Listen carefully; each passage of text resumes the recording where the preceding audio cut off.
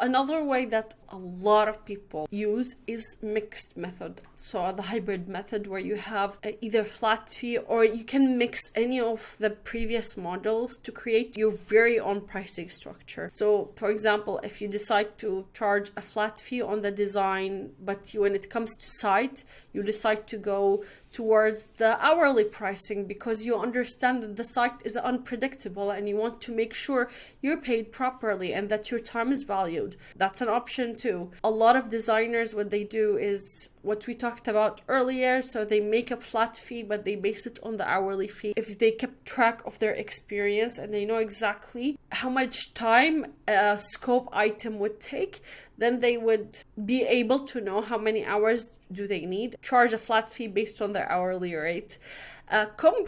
Interestingly, companies use this method a lot because they have different tiers and different salary bases. So what they would do is they would price a project based on the people working on it and how much are their hourly rate. And of course, they add an addition for it for profit. So here we have client and designer. We don't have Kaylin and Rosemary anymore. The client would say, I'm interested in your services for redesigning my restaurant, but I'm concerned about managing costs. So how do you structure your pricing? So the designer would say, I understand your concerns and I aim to make my pricing as clear and manageable as possible. For a project like yours, I use a mixed method of pricing. That means I charge a flat fee for all the design work, which includes the conceptualization, mood boards, layout planning, the selection of materials and finishes. Then for any on-site work required, such as overseeing, installation, or managing contractors, I charge an hourly rate. So the client would say, can you break down to me what's included in the flat fee and what might require for an hourly charge? So the designer would say, absolutely, the flat fee covers all the time I spend working on the design aspect of the project from my office.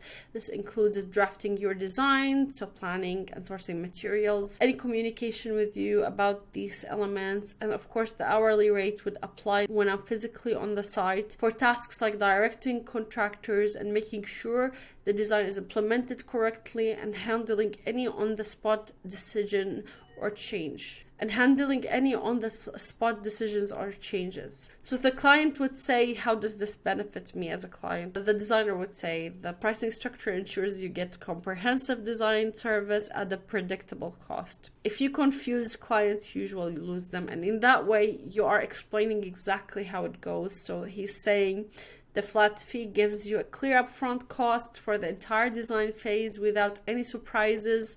The hourly rate will depend. You're only paying for the time I'm actively managing the implementation of the design, which gives you the flexibility and control over budget for this part of the project. So the client might ask, what's your hourly rate for on-site work? How do you track it? So the designer here would say, my hourly rate is on site is $100 as an example. I keep detailed log of time spent on site. I provide you with regular updates so you're always in the loop. This way you can see exactly what you're paying for and why. Client will say, this sounds like a fair approach. I'm ready to move forward. What's the next step? So the designer say, great, let's sign the contract that outlines for the agreed upon pricing structure and the scope of work. Then we can start the exciting process of transforming your restaurant. Yay!